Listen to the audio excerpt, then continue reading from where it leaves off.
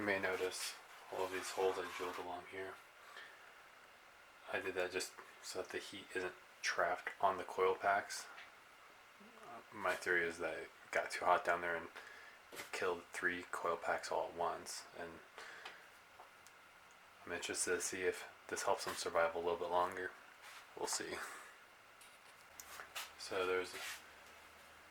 well, if you pull out these 2 bolts, I have a T30 Torx bit, and we just pull out these.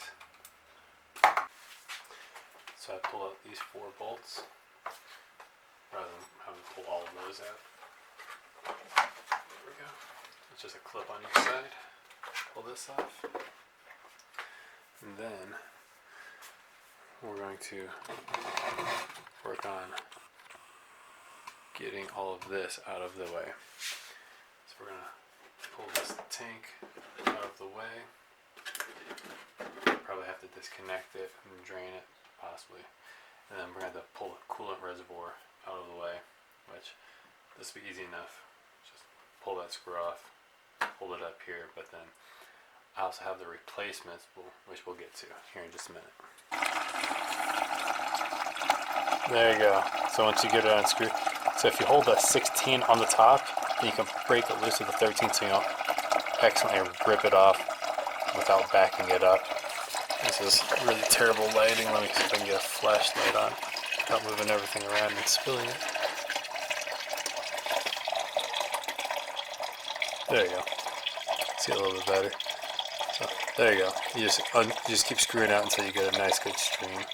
And if you ventilate the top, then it will keep flowing nicely. So next we're gonna, after you drain all the coolant, pull these 2 hoses off. This one comes from the engine. That has that plastic nipple that we're going to be replacing. That's what this is attached to. And this comes from the radiator. And then this down at the bottom is the other. Well, actually, bucket list.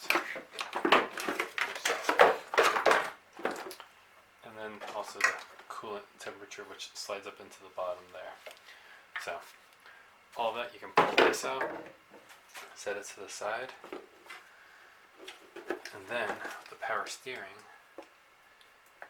usually you can do this, this little number to where the oil is flowing down. You kind of getting all that will go down here, kind of creating air bubble right in here.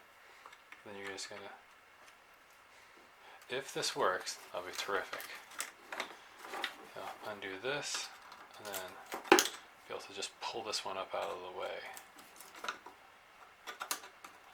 See if this is successful or horrible.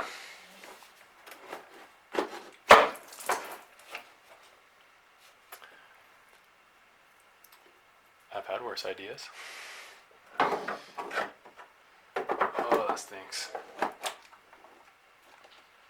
Okay. Here's a nice contrast with that bucket. So here is the nipple that broke off from the motor originally, and I just took the nipple from the new motor I was swapping in. So this is what is in there right now. And here's how you disconnect it without breaking it. So there's these 2 little tabs, one on each side, which I recommend, which I'll get to, getting the aluminum version. And there's tension on it, so the best thing to do is to push the push against it. Then you get some pliers, grab on each side right on those little tabs, squeeze, and then gently wiggle and pull, okay, there we go. It's hard when it's not attached to the motor. There you go. And then it just pulls right off. But I'll show you on the motor, because it's one of those little compression style ones. You can't really see. So, right there. So this is the hose that attached to the top of the overflow tank. Right down here is where right there, that's one side of the clip, and then the other one's shadowed. But that's what you're going to grab with the pliers. So here's what you're going to do.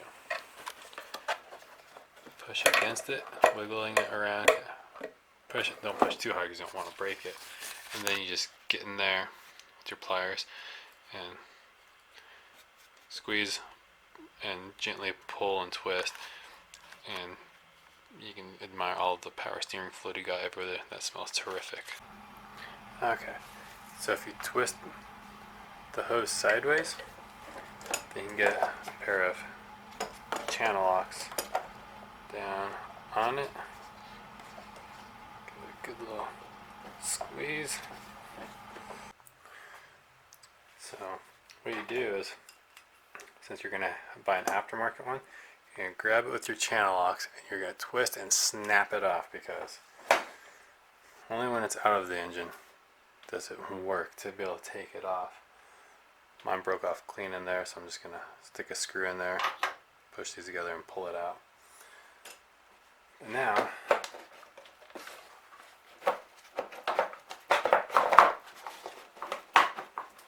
you need to take that bar off.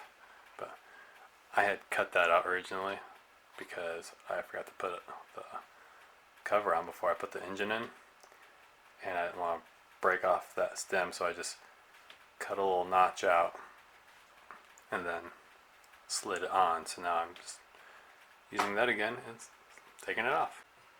So this, I forget what it's called. To take off the strut brace, it's a 17mm on top, and there's an 18mm nut on the bottom, which I have my end wrench, box wrench, whatever you want to call it, attached to. So we're going to pull that off. That'll get it out of the way of the cover, and then we'll be able to finally pull that thing off. Okay, got the strut brace pulled.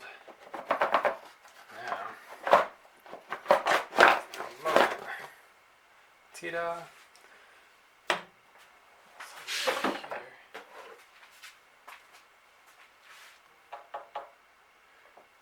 And so we're going to be pulling off the outer part. Actually, we're going to pull the whole thing because I have to replace that.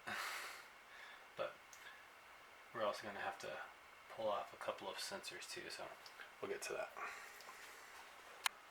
Okay, so I actually have a stripped out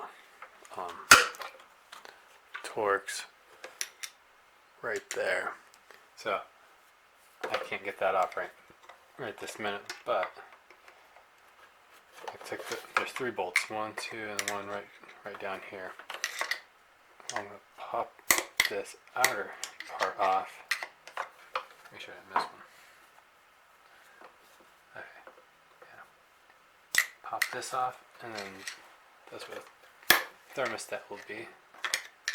And then once I get this housing off, because you can see the gasket right here, pull this housing off, and that's where we're going to unscrew this and tap in we'll just screw in the new one. So the problem was my car wasn't warming up. So you can see maybe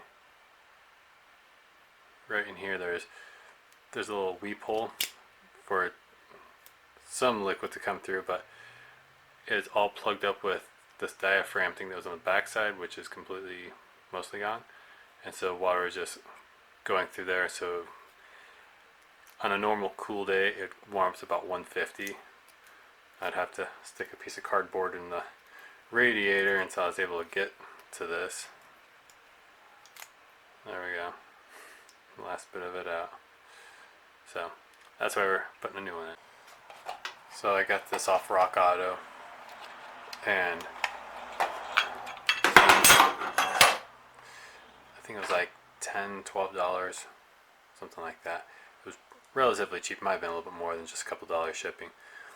So the thermostat, just keep in mind the body goes inside the engine, everything goes on it. But before we do that, we have a more pressing issue, as you can see better now. maybe right here. That little guy right there. That bad bolt. Do you see that bolt? I want to get that bolt. So, I finally got loose. I filed, because that's the only thing I fit and I don't have a Dremel tool.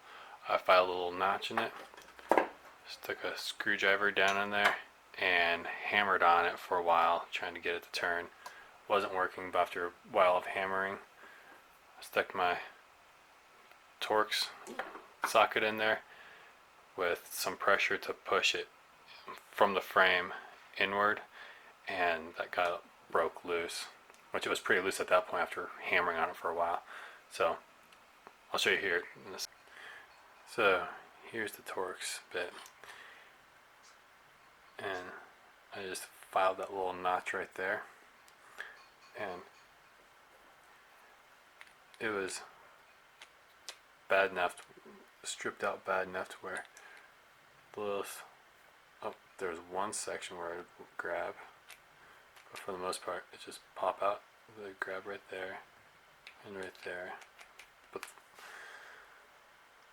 2 out of 3 or 4 times it wouldn't grab. So that's why I had to do this. Now I have to go get another one, but that's one way to handle that scenario. Alright, then that allows us to pull this out.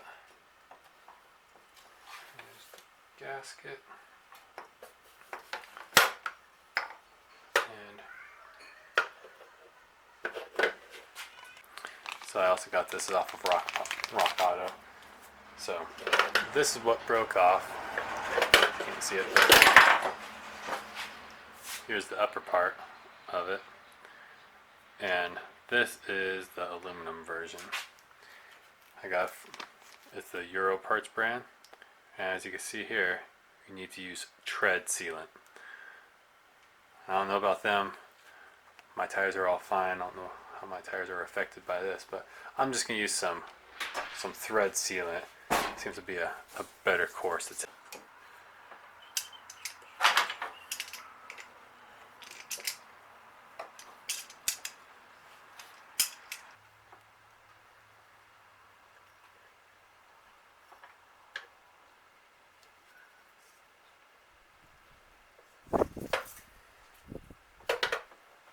There we go.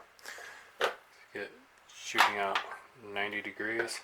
You can take it almost all the way down. With aluminum threads and everything, it's a little bit harder to screw in, especially if you wrap it up like 4 times like I did. But then we're gonna put a new gasket on here, put the thermostat all together, and then slap it back together.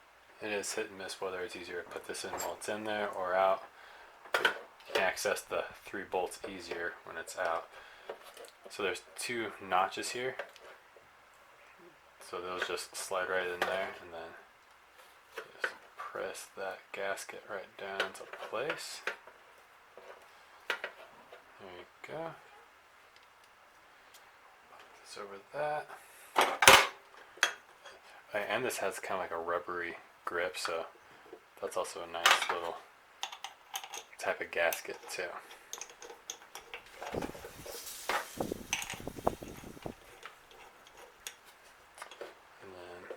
Want the bolt to go, and you make sure you have the gasket lined up.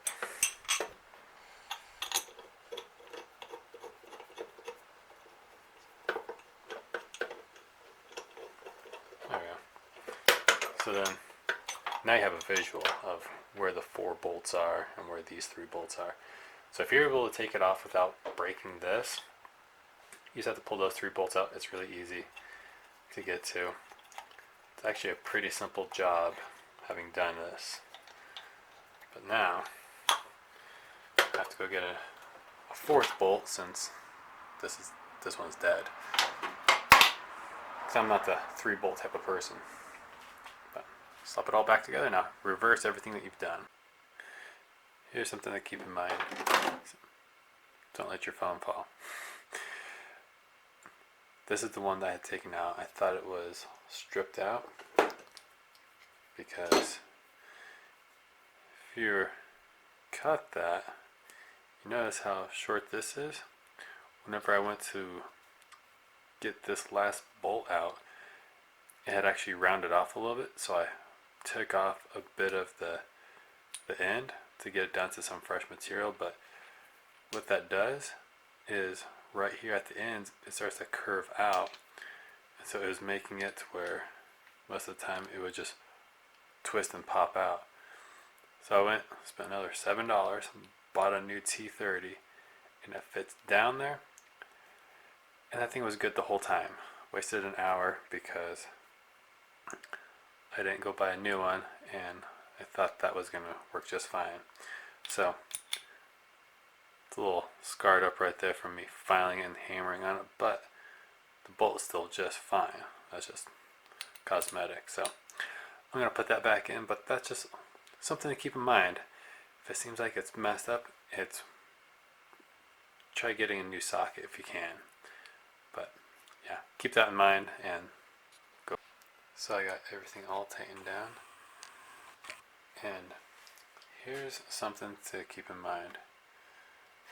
Cutting out a little notch, as you can see on the bottom here, because whenever you slide this thing back down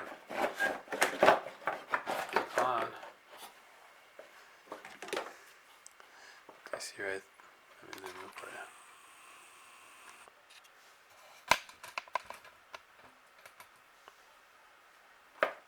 That is gonna slide up, which I was paranoid about the plastic one breaking, so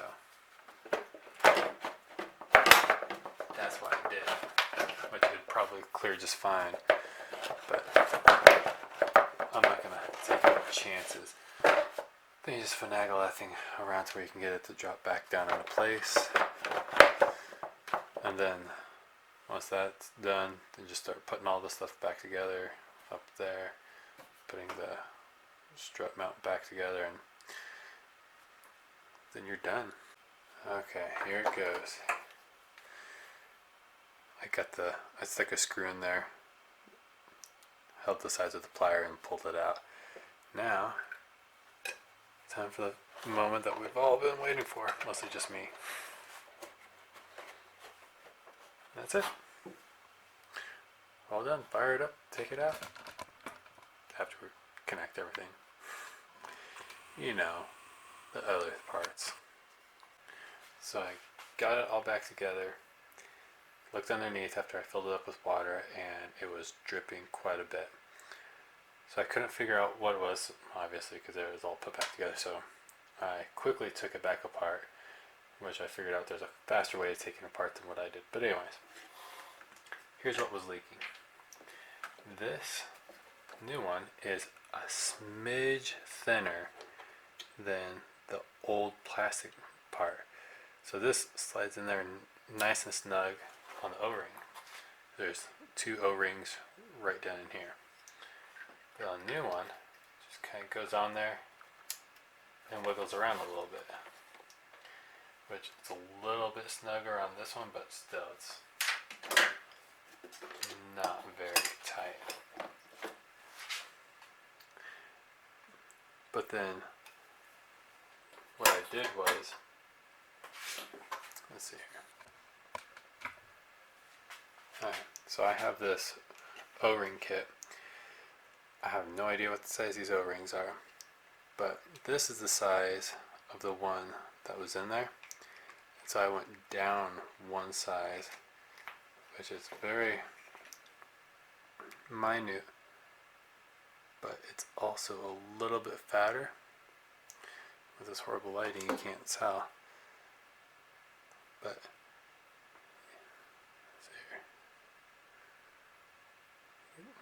maybe tell, it's just slightly smaller. So that makes it a whole lot easier. Now I can't even find the hose. Oh, so I have my O-rings on it. So when I do stick it on there, it's a lot more snug. Actually, like slides on there and grabs, kind of like how the original one sliding in there. So that was fun. So the quick way I took this apart, obviously drained all the coolant, and then pulled the tank. Zoom out a little bit. So I pulled the tank, and then I had forgotten to put the bolts in this, so or the screws. So all the intake I just left on and pulled it out from there, and then the front plate, which I don't know if I'm gonna be able to get it back in that way, but I just kind of pulled it over, wedged it out, and got it out. So it took me about 10 minutes to take it back apart. You can try that, or you can take the long way and get the same thing, but that's an option. Oh yeah, and I also did this.